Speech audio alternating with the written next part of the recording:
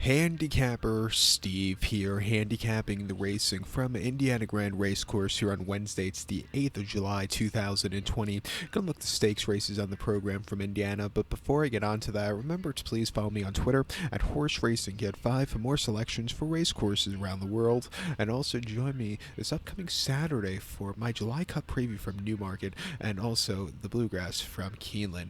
And make sure while we're here promoting, tomorrow's the Dante from York in the UK. Very good race, so join me for that.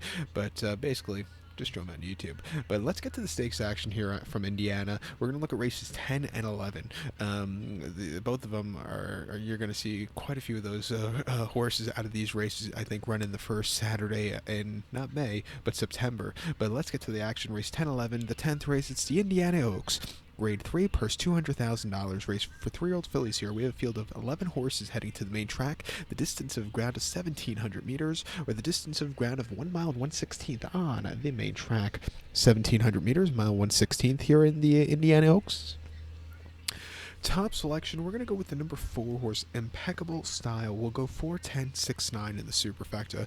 4-10-6-9 super. Top selection, my best bet of the day will be the 4 horse, Impeccable Style, something I have, especially with this haircut. This 3-year-old filly by Uncle Mo, Kenneth the McPeak trains. Deshaun Parker gets the mount. The horse is most recent out. He came 11th of June at Churchill. Mile 16th and optional 75 claimer. First off, a little bit of refreshing. He finished second by 3/4 length, and he stalked all the way around the race course. He just couldn't quicken up to his good potential late, but I thought he ran a decent race. Coming here second off the break, I expect him to really go up a lot. Also, he has a very good post run, gets a little closer, which I think on this racetrack should be well.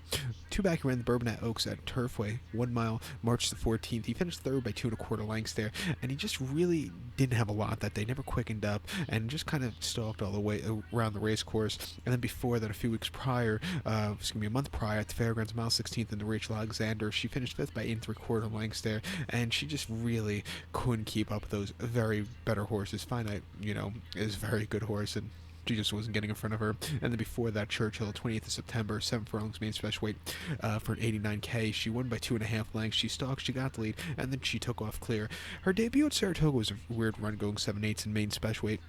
She finished 4th by 5 3/4 lengths there, and she was very wide that day, and then she got caught late. That was a very, eventful kind of race. Go watch her running in particular that day, but she's been training well since the last one. Mile 16th, she should definitely get. Let's give her a shot here at 10-1, best bet of the day, single. So to recount my selection for the 10th from Indiana, it's the grade 3 Indiana Oaks. Let's take the 4 horse, Impeccable Style. We'll go 4-10-6-9 in the superfecta. Let's single this 4 in the multi-race. The 11th race now from Indiana, it's the feature of the program. It's the Indiana Derby, grade 3, purse $300,000, race for 3-year-olds here. We have a field of 10 horses heading to the main track. The distance of ground of 1,800 meters, or the distance of ground of 1 mile and 1/8 on the main track.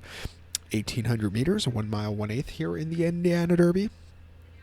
Usually we won't run at a mile 16th, but this year with the Derby being later and this race coming before the Derby, they increase the distance, which I think is good. But the top selection here, I'm going to take the 2 horse Extraordinary. I'm going to go 2-5-4-1 in the superfecta, 2-5-4-1 super. Top selection, 2 horse Extraordinary. This 3-year-old colt by Spicetown, Rudolph Brissett trains. Luis Saez gets the mount. The horse's most recent outing came the 12th of June over at Churchill, mile in the 8th and optional 75, and she finished 4th by 4 3/4 lengths.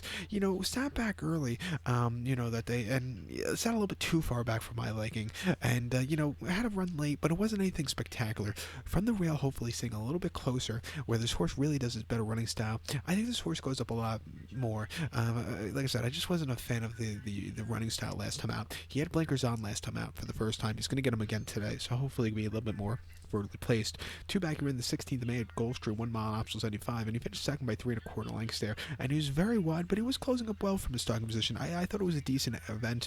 And then before that, 2 months prior, Gulfstream, 1 mile main special weight 43,000, winning by 6 1/4 lengths. He was basically off and on the front end all throughout, quickening up easily that day.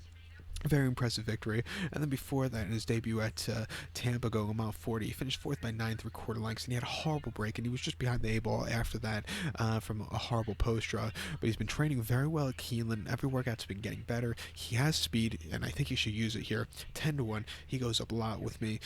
With the 5 horse Shared Sense, the Godolphin 3-year-old colt by Street Scent, Brad Cox trains. Florence Giroux gets the mount. Most recently at Churchill, going mile 16th and optional 100. The horse finished second by 6.5 lengths there, and was just very wide, but never really quickened up. The winner, our collector, just freaked that day. Before then, the war chant at Churchill going a mile on the lawn. He finished 6 by 5 lengths, and he was very wide, but he was closing late. I thought it was a decent effort. And then before that, at Oakland, he won very easily, closing up in the back of the pack. If he gets it closer here today, I think also at 4-1 he has a good chance. So we'll use him. So to recap my selection for the 11th from Indiana Grand, it's the Grade 3 Indiana Derby. We'll take the 2-horse Extraordinary as a top selection. Also give kudos to the 5-horse Shared Sense, and we'll go 2-5-4-1 in the superfecta, 2-5 in the multi-race. So good luck to all, and please follow me on Twitter at Horse Racing Kid 5. Good luck, everybody.